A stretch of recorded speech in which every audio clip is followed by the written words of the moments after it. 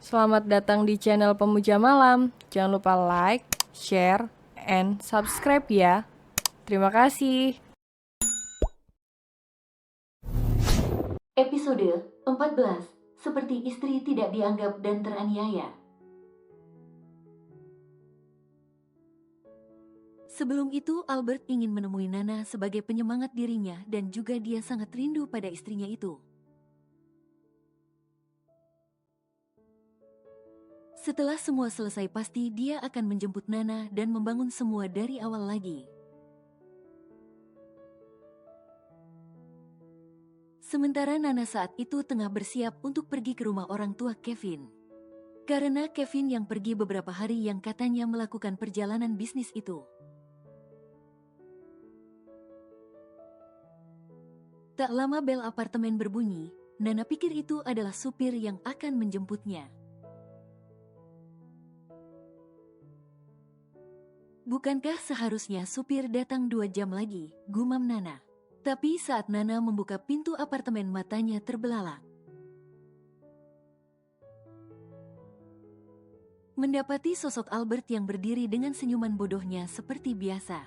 Nana dengan cepat ingin menutup pintu kembali. Karena bayangan percintaan panasnya di mobil waktu itu terngiang kembali di kepalanya. Tapi pintu itu ditahan oleh kaki Albert yang mana membuatnya susah menutup pintu. "Kenapa kau bisa ada di sini? Cepat pergi, pria mesum," pekik Nana mencoba mengusir Albert. Albert terkekeh mendengarnya, dia mendorong tubuh Nana pelan. Sehingga sekarang dia bisa masuk ke dalam apartemen. "Aku merindukanmu, Deh," ucap Albert tanpa beban. "Aku sudah punya suami, tolong pergilah. Aku tidak mau mengkhianatinya," pinta Nana. "Tapi kita sudah melakukannya, jadi bagaimana jika kita bermain kapiten lagi? Sudah terlanjur basah, basah sekalian deh." Kompor Albert dengan gemas karena Nana menganggap berselingkuh darinya. Nana menggeleng. "Tidak, jangan menggodaku lagi." Albert semakin mendekati Nana, setelah itu dia berlutut. Dengan lembut dia mengecup perut Nana dan berbisik, "Hai sayang, apa kau merindukan Dedi? Apa perlu Dedi tengok lagi untuk berkenalan?" "Dedi akan produksi kondisioner terbaik untukmu," yang mana membuat Nana memundurkan badannya.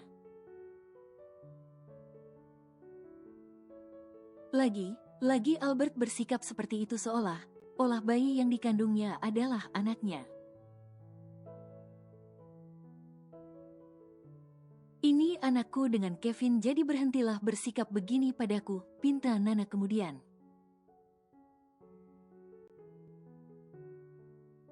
Albert kembali berdiri dan menatap istrinya itu. Dia yakin saat ini Nana tengah bingung dengan sikapnya.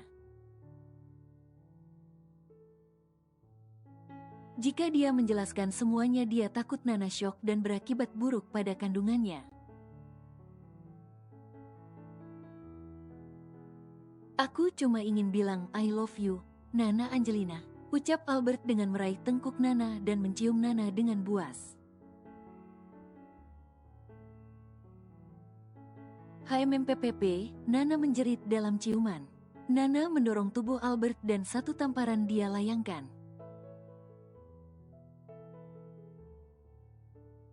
"Jangan melecehkan wanita hamil, apa kau seorang mayesiofilia?" pekik Nana.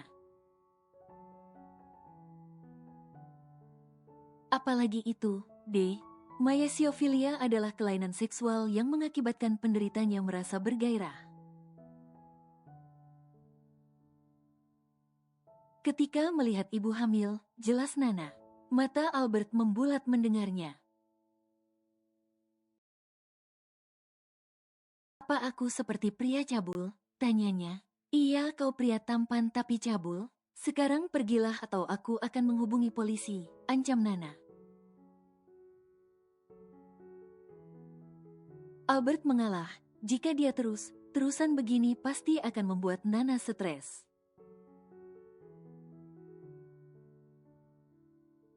Tapi tunggu Nana menyebutnya tampan, dia langsung membatin. Gak apa dibilang punya kelainan dan cabul yang penting aku tampan di mata Nana.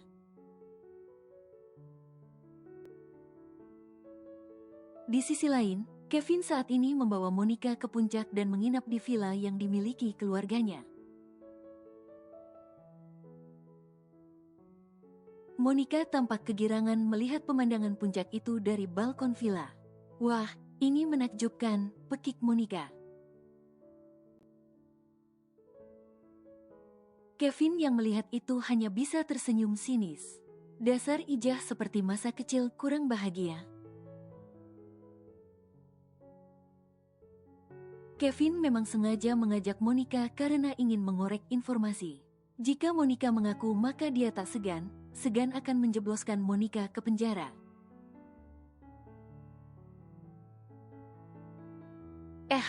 Kevin berdeham dengan mendekati Monica. Mau jalan melihat perkebunan teh, tawarnya.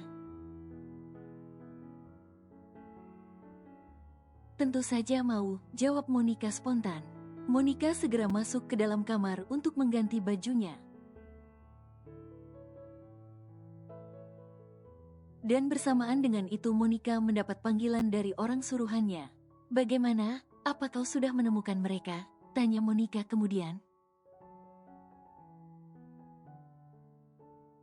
Kami sudah menemukan mereka.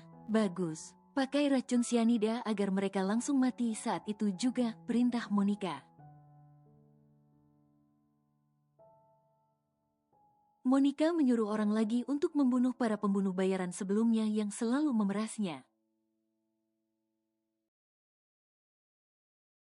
Lalu dia mendesah, membunuh pembunuh bayaran judulnya. Akhirnya mereka berdua berjalan menikmati dinginnya udara di perkebunan teh. Kevin meraih tangan Monica dan dia masukkan dalam kantong kot miliknya. Biar mengurangi dingin, yang mana membuat Monica bunga mendapat perlakuan seperti itu.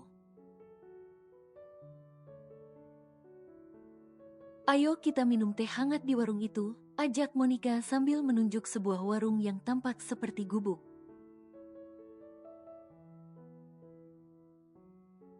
Dan keduanya duduk di sana dengan memesan teh hangat dan mie instan. Cocok banget kan sama suasananya? Ucap Monica melihat mie instan yang baru masak dan masih mengepul asapnya. Aku tidak menyangka kau mau makan di tempat seperti ini, sahut Kevin kemudian. Aku juga baru pertama kalinya makan di tempat seperti ini, jawab Monica. Aku ingin mencoba suasana baru denganmu. Monica menyuapkan mie instan ke mulutnya. Sebelumnya dia menjalani program diet dan makanan yang dimakannya adalah makanan sehat.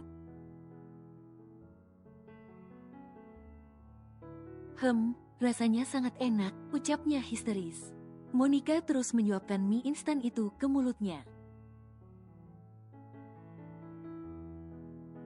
Sampai fokusnya teralihkan oleh suara bentakan yang berasal dari suara pria bertato.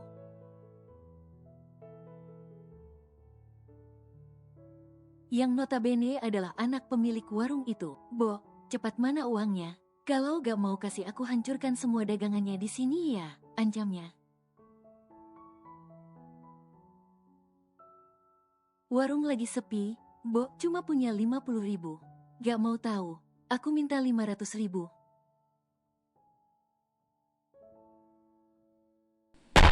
Monica menggebrak mejanya.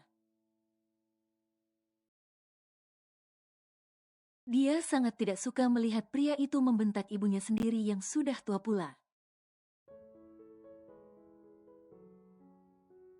Jaga bicaramu pada ibumu, jika ingin uang itu ya kerja, pekik Monica.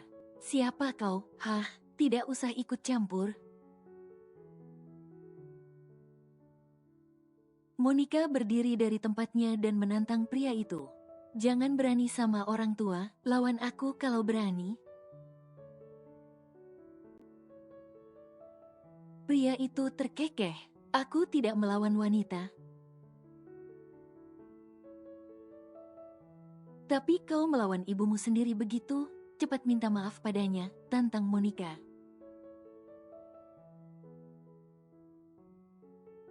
Atau kau akan menerima jurus jujutsuku. Monica sudah melakukan kudanya tapi tiba-tiba ditahan oleh Kevin. Ini urusan antara pria. Kevin menatap pria itu dengan tatapan tajamnya yang mana membuat nyali anak pemilik warung ciut. Aku pulang, Bo, ucapnya dengan berlari pergi.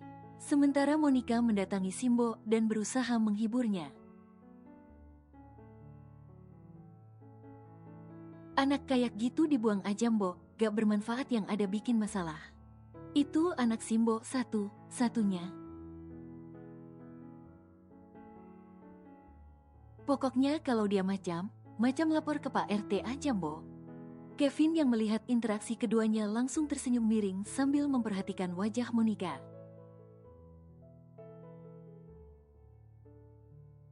Andai Ijah gak jahat pasti cantik, lalu dia berdeham.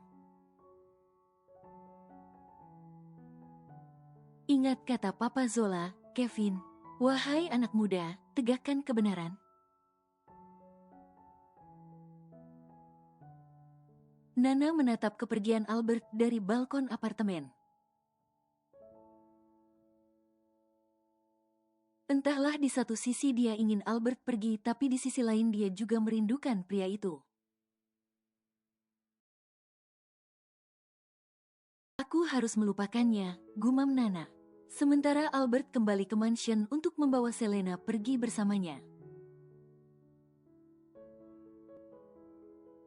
Agar keluarganya tidak curiga padanya, dan Selena akan jadi alasan kepergiannya. Kau mengajakku honeymoon, Al, tanya Selena kegirangan. Paris, Maldives, atau Hawaii? Semarang, jawab Albert singkat. Semarang, apa tidak salah? Tanya Selena terbata. Mau apa tidak? Iya mau daripada tidak sama sekali. BTW. Pedang panjangmu tidak hibernasi lagi? Tanya Selena penuh harap. Kita lihat saja nanti, jawab Albert malas. Dan keduanya bersiap berangkat ke Semarang, diikuti oleh Tejo dan Somat di belakang. Membuat Selena bingung saat akan menaiki pesawat pribadi mereka. Siapa mereka, Al? Tanya Selena heran. Dia teman pribumiku, jawab Albert singkat. Kau mengajak mereka, bukankah kita akan honeymoon? Albert enggan menanggapi, dia memberi kode pada Tejo dan Somat untuk melakukan seperti rencana mereka. Keduanya mencekal Selena dan membawanya masuk ke pesawat. Apaan ini? Al, pekik Selena karena dirinya diikat di kamar yang ada di pesawat itu. Shoot, maafkan aku Omes, demi kesejahteraan bersama, aku harap kau diam, ucap Albert dengan membungkam mulut Selena dengan lakban. Setelah itu Albert bergabung bersama Tejo dan Somat yang menunggunya untuk melakukan misi menangkap saksi kunci. Emang bule kampret kau ya, istri sendiri kau tawan begitu, namanya KDRT itu, seru Tejo di sana. Siapa suruh mau jadi istriku?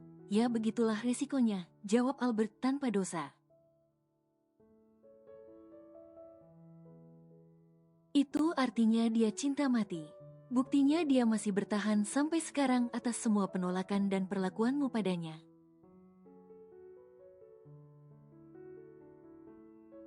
Ucap Tejo lagi yang merasa kasihan pada Selena. Albert terkekeh mendengarnya. Kau ada rasa sama si Omes? Tentu saja tidak, aku hanya iba saja. Dia seperti istri tidak dianggap dan teraniaya, jawab Tejo spontan. Sementara Somat hanya bisa geleng kepala melihat kedua manusia yang saling berdebat itu. Setelah mereka sampai di Semarang, Somat langsung melacak IP pembunuh bayaran yang dicari mereka.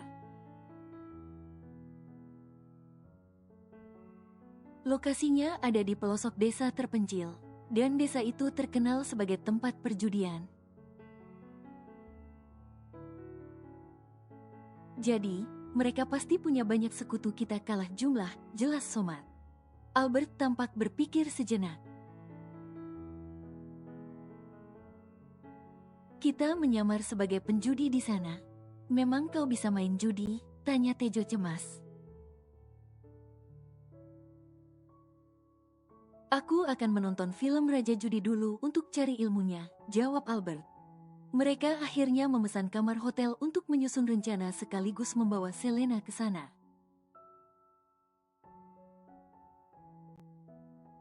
Ini sudah keterlaluan, Al, ronta Selena saat dirinya digiring ke hotel. Aku sudah memperingatmu dari awal, tapi kau tidak mau mengerti juga. Omes, jika kau terbukti ikut andil atas kecelakaan Nana, aku akan sangat kecewa padamu, ucap Albert penuh penekanan. Nana, kenapa hanya Nana yang selalu ada di pikiranmu, Al? Karena Nana masih hidup, jawab Albert yang mana membuat Selena seperti tersambar petir. Kau, bercandakan, Selena terbata. Albert menggeleng. Aku kesini untuk menyeret pelakunya dan orang yang pertama melihat mereka adalah kau. Dek, jantung Selena serasa mau berhenti mendengar itu, rasa takut mulai melanda dirinya.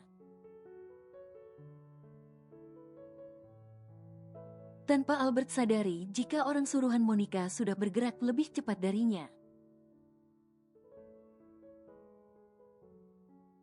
Dan target yang mereka incar adalah target yang sama.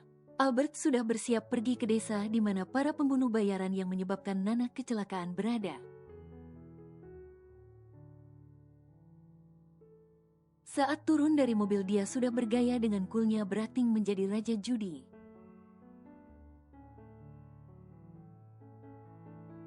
Dia memakai baju jas formal dengan rambut yang klimis dengan tusuk gigi di mulutnya. Emang harus banget ya itu tusuk gigi? Tegur Tejo yang melihat Albert bergaya seperti film yang ditontonnya. Aslinya kan pakai rokok, nah masalahnya aku gak bisa merokok.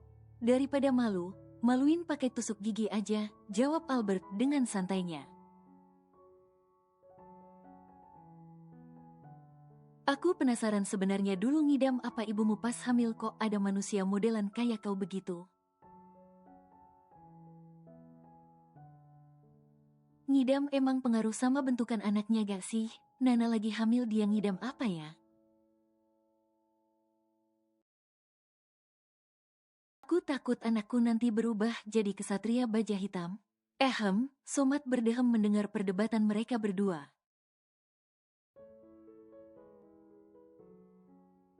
Bahas ngidam dan kesatria baja hitam nanti saja. Ayo cepat beraksi. Akhirnya ketiga orang itu masuk ke dalam desa itu dan warga di sana memperhatikan mereka dengan penuh selidik. Ini Raja Judi yang mau adu nasib di sini. Di mana tempatnya? Tanya Tejo pada salah satu warga. Dan warga itu menunjuk di mana tempat perjudian itu berada. Mereka ke sana dengan gugup karena sangat noob masalah judi-menjudi. Pilih main poker aja, bisik Tejo saat sampai dan banyak permainan judi di sana. Albert mengangguk dan mulai duduk di salah satu meja untuk bermain poker. Di sana sudah duduk beberapa pria menatap Albert mencemooh.